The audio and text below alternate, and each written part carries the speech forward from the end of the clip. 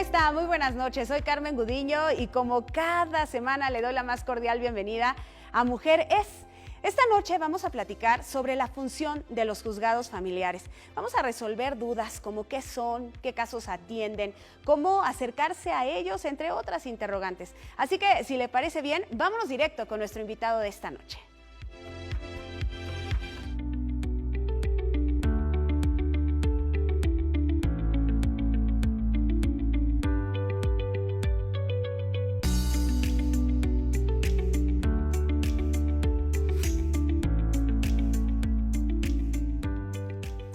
Bueno, pues vamos a comenzar ya con nuestro tema de esta noche y para ello saludo con gusto al doctor Julio Jiménez Martínez. Él es vicepresidente del Colegio Nacional de Abogados Foro México AC.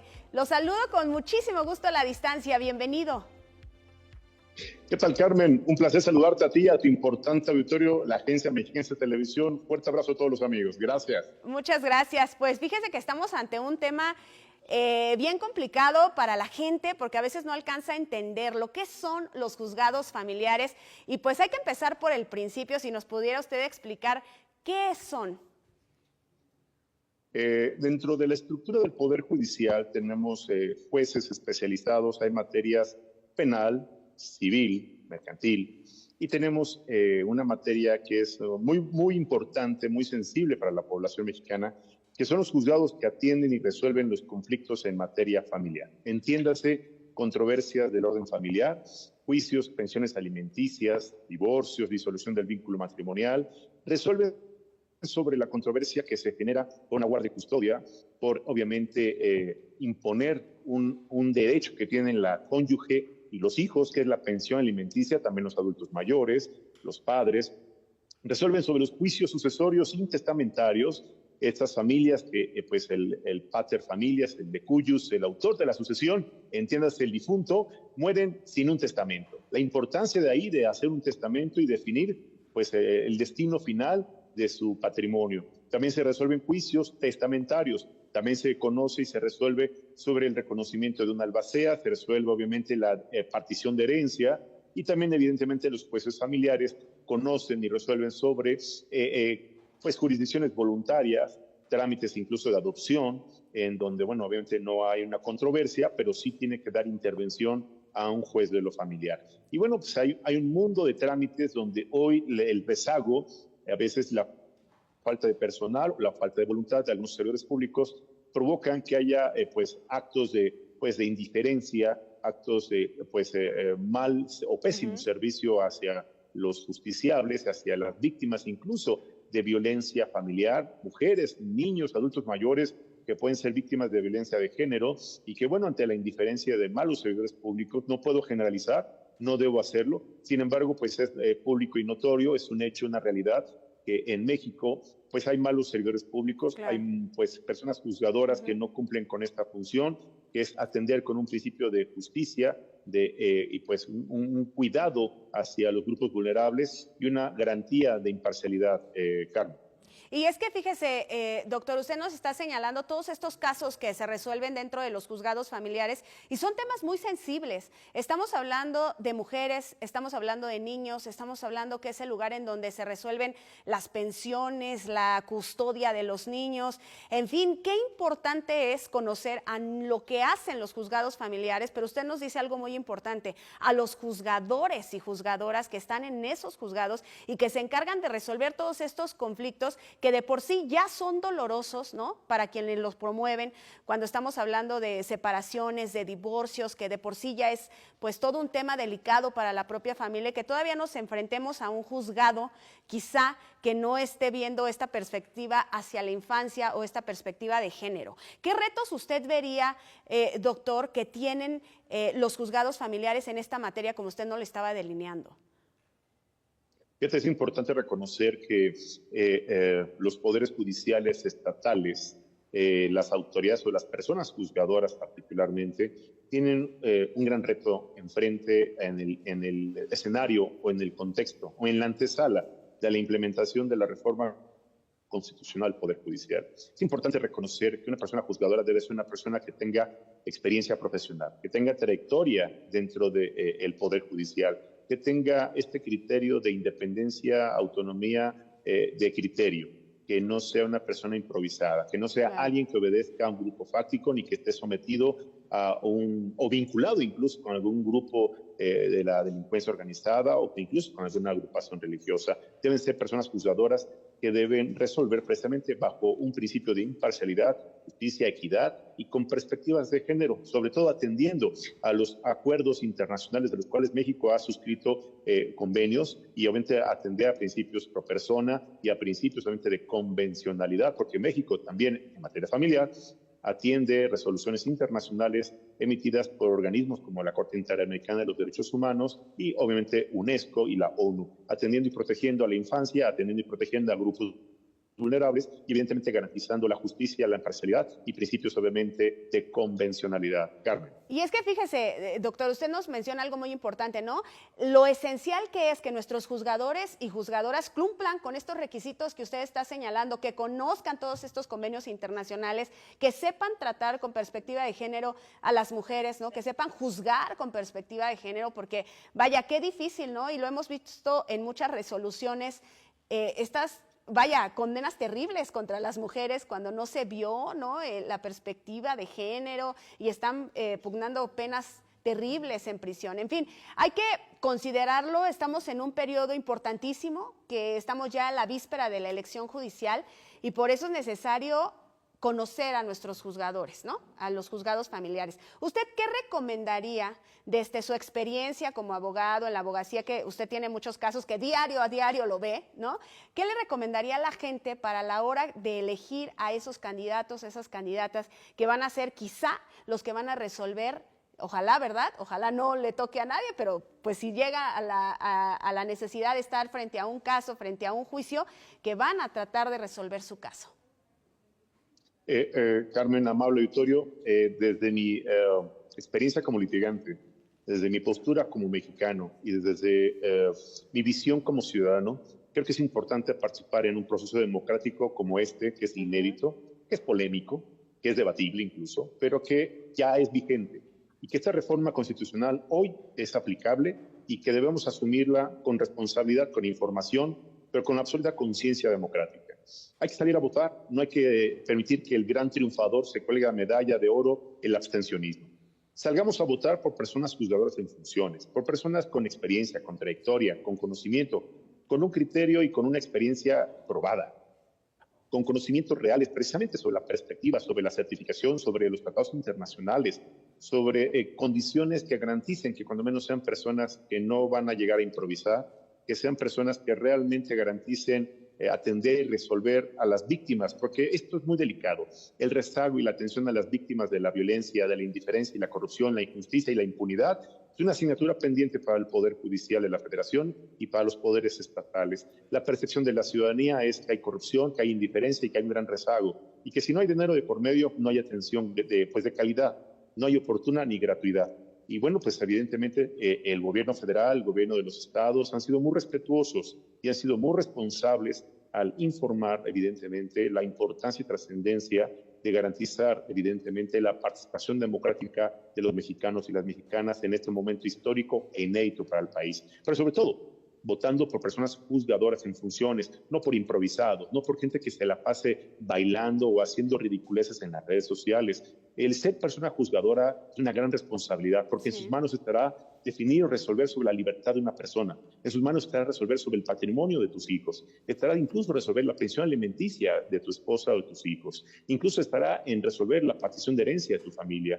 En manos de muchas personas juzgadoras en materia penal, civil, laboral, mercantil, estará resolver precisamente el ejercicio de los derechos de los mexicanos, y creo que es importante reconocer que debemos votar por los mejores perfiles. Pero tenemos que hacerlo de manera informada, Carmen, tenemos que hacerlo de manera responsable, tenemos que participar y no criticar ni descalificar. Tenemos que ser parte de la solución y no parte del problema, Carmen. Y sí, sumar, Julio, porque muchas veces, como tú dices, descalificamos sin antes haber iniciado ya todo el proceso, pero tenemos que sumarles por el bien del país. Nuestros Claro. juzgadores y sus juzgadoras, usted lo decía muy bien, están en nuestras manos temas muy sensibles, quizá el futuro de nuestros hijos, ¿no? De nuestras hijas, el camino que vayan a tomar, y de eso depende a quienes elijamos hoy. Por eso es tan importante, como usted bien comenta, que nos informemos. Ahora, todos estos retos que presenta el sistema judicial, que fue quizá la razón de peso por la que se hizo toda esta reforma y por lo que se decidió que ahora eligiera la sociedad, la ciudadanía eligiera a sus jueces y juezas. Todos estos retos se pueden subsanar a partir de esta elección judicial, desde su perspectiva, doctor. Mira, Carmen, amable auditorio, debemos ser objetivos. Los abogados, los litigantes, no debemos especular. Debemos ser objetivos y no quiero sonar idealista ni ofensivo. Pero hay que sumar esfuerzos en todos los sectores. Hay que combatir la corrupción. Porque, perdón, dentro de las estructuras de instituciones de procuración de justicia, entiéndase fiscalías, dentro de las estructuras del Poder Judicial, entiéndase juzgados en todas las materias, federal y obviamente estatales, hay actos de corrupción, hay actos de tráfico de influencias, hay nepotismo, hay incapacidad y sobre todo desconocimiento. Esto es un caldo de cultivo para las injusticias, el abuso de autoridad y sobre todo para que haya impunidad. Y el pueblo de México no merece. Oiga, Tenemos que ser... Fíjese, doctor, perdón que lo interrumpa, es que ahorita que usted está hablando, me vino a la mente que quizá una de las críticas que se ha hecho a los juzgados familiares es eso precisamente, ¿no? Cuando dicen, bueno, es que se compró al juez y por eso le dio la guardia y custodia, o hubo ahí tráfico de influencias y por eso es que al papá se le resolvió con prontitud. Claro. Todo eso es lo que hay que vencer en los juzgados familiares, porque volvemos a lo mismo, están los temas más sensibles, que es la familia. Totalmente, la familia es la base de la sociedad y tenemos que garantizar precisamente que sean atendidos con perspectiva de género, que sean atendidos respetando los acuerdos internacionales, respetando la ley, cuidando a la infancia, cuidando a las mujeres, cuidando a los adultos mayores, a los grupos vulnerables, a las personas que sufren algún tipo de discapacidad. Tenemos que atender, obviamente, un principio de justicia pronta y gratuita, que realmente sea eso, justa, y que no se sienten las bases para tribunales llenos de corrupción, impunidad e indiferencia, donde las víctimas de la violencia pues sigan siendo víctimas y sean revictimizadas. A ver, te voy a poner un ejemplo triste y yo diría alarmante, y no me va a dejar mentir tu importante auditorio. En materia penal llega un asunto de un menor de edad que fue víctima de violación hace 10 años. Y el juez penal dice, ponemos en libertad al presunto violador porque el niño no se acuerda después de hace 10 años cómo describir las circunstancias del lugar, tiempo y modo, cómo fue violado, cómo fue víctima de esta violación por el presunto responsable. Por ese simple hecho de no haber reconocido circunstancias del lugar, tiempo y modo y no haber identificado al presunto violador, pues lo pusieron en libertad. ¿Sabes cuál fue el mensaje que se dio con eso a la familia de la víctima y a la propia víctima? La injusticia que se cometió con ese escenario. Hoy también hay que reconocer, Carmen, amado auditorio, que mucho de lo que hoy sucede en el Poder Judicial, no todo es culpa del Poder Judicial, también hay relación de corresponsabilidad interinstitucional. Muchas carpetas de investigación que son integradas por autoridades de la propia Fiscalía no realizan las diligencias necesarias con las condiciones mínimas que establece la ley. No respetan protocolos, no hay cadena de custodia, no hay protección a la víctima, no hay un testimonio real, no hay intervención de verdaderos peritos profesionales para evaluar, respetando evidentemente la no revictimización de un menor, de una mujer que fue violentada, que fue abusada, que fue víctima de un personaje. Aquí el problema es ese, que cuando llega la carpeta de investigación, pues llega sin los elementos suficientes y el juez, al no tener los elementos, los datos de prueba y las diligencias que acrediten la presunta responsabilidad, tiene que respetar los principios pues de un debido proceso, y luego si se violentó su detención, pues hay una violación a sus derechos humanos, y luego si se llama que fue pues víctima de maltrato o de algún tipo de acto de violencia física, entiéndase pues por parte de las autoridades policíacas que lo detuvieron y que fue torturado para declarar, pues pasa lo que pasó con claros ejemplos de secuestradores, de asesinos, de feminicidas, y eso es lo que sucede en estas instituciones de administración y procuración de justicia, Carmen. Sí, y que era también parte de la crítica, ¿no? Que se hizo y por lo cual se hizo la reforma, que era pues que estaban dejando salir a los delincuentes, ¿no? Los propios jueces. En fin, vamos a seguir platicando de esto, Julio, si me permite nada más ir a una pausa, es muy breve, y seguimos al regresar platicando acerca de los juzgados familiares y de todos los retos que presentan. Ya volvemos.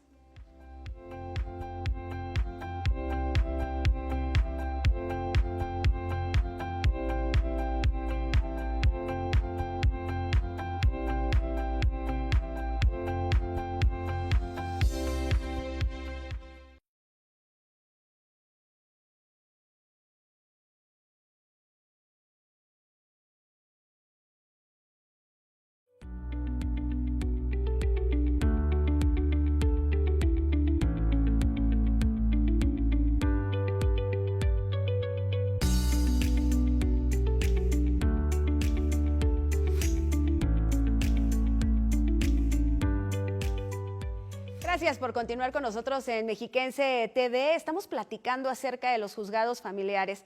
Estamos conociendo qué son, pero sobre todo los retos que tenemos por delante, sobre todo en este marco de la reforma al Poder Judicial, de la elección que ya tenemos dentro de unos días. Y estoy platicando con el doctor Julio para hablarnos acerca de la importancia que tienen y de todos los retos que usted nos mencionaba, doctor, acerca de lo que tienen los juzgados de los familiares. Usted tocaba un punto muy importante que decía, esa parte de la corrupción, esa parte de atender mejor a la ciudadanía, esa parte de que no existan pues esas lagunas en la ley, pero sobre todo también en los impartidores de justicia que nos permitan cometer tantas injusticias contra la gente. Y usted decía y nos mencionaba un caso muy importante, pero también yo le quisiera comentar cuántas mujeres hemos visto que ahorita están en prisión, que no fueron juzgadas con perspectiva de género, que a lo mejor muchas privaron de la vida a sus agresores, que llevaban décadas y décadas, que fueron secuestradas incluso por ellos, y que la única manera que encontraron fue un día defenderse y ahora están en la cárcel. Muchos temas así hemos visto, doctor. Sin lugar a dudas, el fenómeno de la violencia de género, la violencia familiar y los abusos por parte de cónyuges, parejas, novios, entiéndase cualquier hombre que ha violentado y que ha transgredido la integridad física de una mujer, de un menor de edad, de un adulto mayor, es algo terrible, es algo que no tiene justificación. Sin embargo, cuando esto llega al terreno de la autoridad jurisdiccional, a la intervención incluso de la autoridad de procuración de justicia, a la fiscalía, es algo que debe ser atendido de manera pronta, expedita, sobre todo gratuita. Es algo que vale la pena resolver con perspectiva de género. Es algo que vale la pena y que creo que es indispensable garantizar atendiendo a principios y a protocolos internacionales, donde la mujer, como bien referías, acertadamente comentabas, han sido víctimas, pues no solo de sus parejas, han sido víctimas de un sistema que a lo mejor no volteaba, no atendía, no respetaba a la mujer. Era un sistema indiferente ante la víctima de violencia. Y hoy, lamentablemente, vemos, como bien referías, personas que hoy están privadas de la libertad, sujetas a un proceso, porque defendieron su vida, defendieron su integridad o defendieron el futuro de su familia. Esto es algo que está atendiéndose y creo que es importante también reconocer que se está trabajando mucho en los cursos de capacitación, en la actualización de personas juzgadoras y que, bueno, también han entendido y atendido las recomendaciones internacionales por parte de organismos y acuerdos donde México es parte. Y creo que también hay que reconocer que por parte del Estado de México particularmente, yo te puedo hablar de mi experiencia, ¿sí? Se ha avanzado mucho, se ha garantizado y se ha protegido, incluso se ha intervenido en asuntos donde se ha atendido con perspectiva de género y se ha protegido a la mujer y a los grupos vulnerables particularmente. Otros estados, pues no me gustaría hacer comentario, aunque tengo la experiencia, pero la verdad es que cada estado tiene un particular rasgo característico y cada entidad tiene, pues a lo mejor, un interés político distinto. Sin embargo, en el Estado de México hay que reconocer que sí se ha avanzado, sí hemos avanzado en el combate a la delincuencia, hemos avanzado en el combate a la corrupción, hemos avanzado en la prevención del delito y, sobre todo, hemos avanzado en respetar la perspectiva de género, la perspectiva de infancia y la perspectiva de adulto mayor. Carmen. Sí, y hemos avanzado, tan es así que se habla, ¿no? Que ahora se conocen estas resoluciones y que se pone con la lupa, ¿no? Y que la sociedad también ha avanzado, porque ahora la sociedad exige que sus juzgadores, que sus juzgadoras lo hagan con perspectiva de género en todas sus resoluciones, juzguen de esa manera. Ahora, otro de los retos que tiene todos los jueces de lo familiar en esta materia es en cuanto a los tiempos, porque la gente se queja de que son procesos largos, engorrosos, y luego dicen, bueno, si te vas a un mal juicio y de entrada no tienes tampoco un buen abogado, no, para que te den la pensión, 2, 3 años, para que resuelvas tal cosa, otros 4, y le vas a pagar y a pagar y a pagar, y se van a hacer juicios larguísimos y engorrosos. También eso es uno de los reclamos, abogado, de la ciudadanía. ¿Usted qué podría decirnos en ese sentido de los tiempos? Ahí está lo que te decía hace un momento. Fíjate que afortunadamente estos rezagos en cuanto a los tiempos procesales, en cuanto a las agendas, se ha combatido, se ha atendido. Fíjate que con grata experiencia debo decirte que los acuerdos que emiten particularmente jueces del familiar son expeditos, son de manera pronta y de manera muy oportuna. Creo que se ha combatido el rezago, se ha atendido el problema de darle seguimiento a las audiencias. Lamentablemente también debo decirte algo, Carmen, amable auditorio, se ha incrementado el número de denuncias y demandas, el número de atención de asuntos día a día en audiencias se ha incrementado exponencialmente. Creo que hoy también la sociedad ha crecido, pero también han crecido sus problemas. ¿Y qué crees? Que no ha crecido de manera congruente o equiparada el número de recursos y personal capacitado. No han crecido más juzgados. Necesitamos más personal especializado. Necesitamos más personas que atiendan ese tipo de problemas. Creo que es importante también reconocer que la reforma era necesaria, urgente. Sí, Necesitábamos fortalecer el Poder Judicial y fortalecer precisamente la atención a las víctimas, Carmen. Sí, era necesaria, además era un reclamo que ya se venía de muchos Urgente. años, pero que no se había, digamos, no había estado en la coyuntura, ¿no? En otros momentos, sino como que se dejaba pasar y pasar y pasar, y se hablaba a lo mejor del rezago, y se hablaba por ahí, a lo mejor de que esto que usted comenta, de la importancia de tener mayores juzgadores, ¿no? Que hay una carga de trabajo impresionante para ellos, pero vaya, Increíble. hacer un cambio de fondo no se había dado. Esta es la primera vez que se está haciendo y afortunadamente lo estamos teniendo en el país. Estamos, me parece que avanzando en ese sentido y los retos, como hemos visto a lo largo de este programa, pues sí, son mayúsculos, ¿no? Ahora, volviendo al tema de los juzgados familiares, Julio, yo quisiera preguntarle, estamos diciendo, ¿por qué no? ¿Por qué? Bueno, pues porque tenemos en nuestras manos lo más sensible que es la familia. Esos juzgados familiares se perfeccionarían si la gente también hiciera uso de ellos, es decir, si denunciara, si acudiera a las instancias correctas, si no dejara que estos problemas avanzaran, o de qué manera la ciudadanía también podría participar en mejorarlos. Carmen, quiero decirte y compartir con tu importante auditorio una reflexión que he visto mucho en la ciudadanía. Creo que ha empezado a cambiar la forma de pensar y la forma de ver el comportamiento del ser humano en sociedad.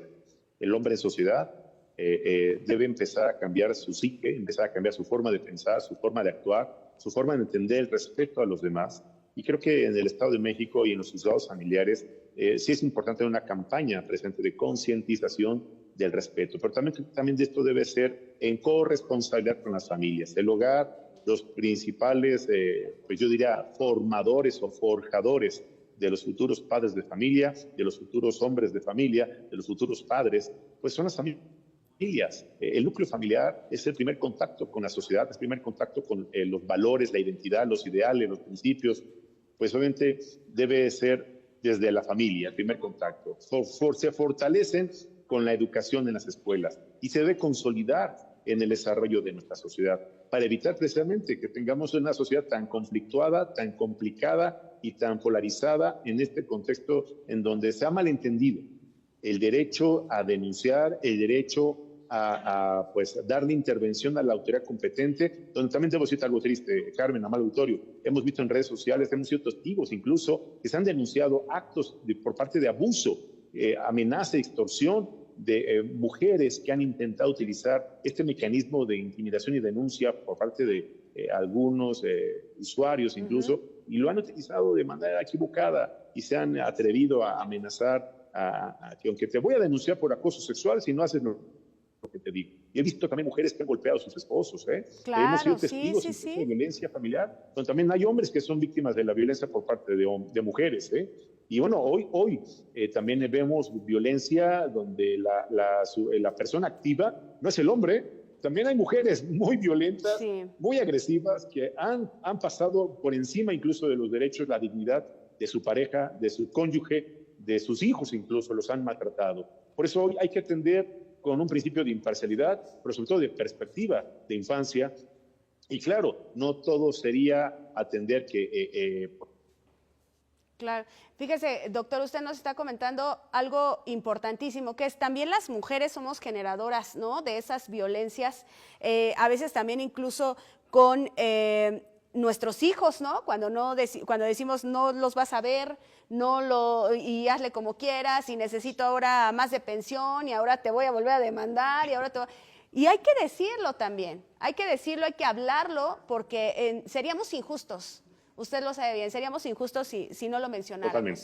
Ahora, Totalmente. Julio, pues ya se nos está acabando el tiempo, pero no quisiera que nos despidiéramos sin que usted amablemente nos diera sus conclusiones sobre el tema. Estamos ya a pocos días de esta elección, ya hemos hablado de esos retos, así que me gustaría un comentario final, si nos lo pudiera regalar.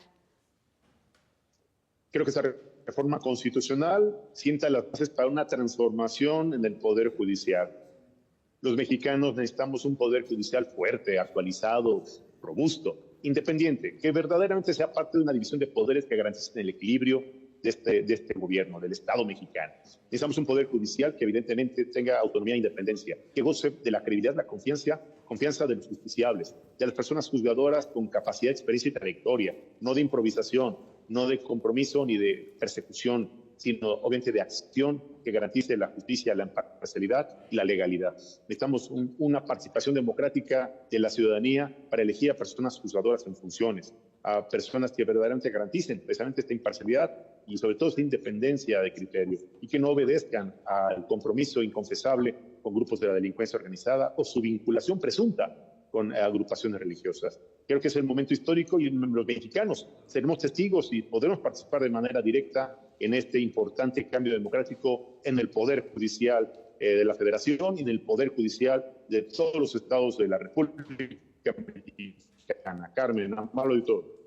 Pues, doctor Julio Jiménez Martínez, le agradezco enormemente porque nos enriqueció el programa esta noche, conocimos más acerca de los juzgados familiares, pero sobre todo de nuestra responsabilidad, como usted bien dice, como ciudadanos, al momento de tomar nuestra decisión. Le mando un fuerte abrazo y le deseo que pase muy bonita noche. Carmen, muchas gracias. Muy buenas noches, importante auditorio, y gracias por la oportunidad. Gracias a usted. Muchas gracias. Pues ahí lo tiene platicando acerca de todos estos temas, ¿no?, que son tan sensibles, decíamos, están en nuestras manos, la familia, que es lo más importante, y está justamente en los juzgados familiares el eje de todo ello. Le agradezco que nos haya acompañado hasta el final. Lo veo la siguiente semana con otro tema de mujeres. Pase bonita noche.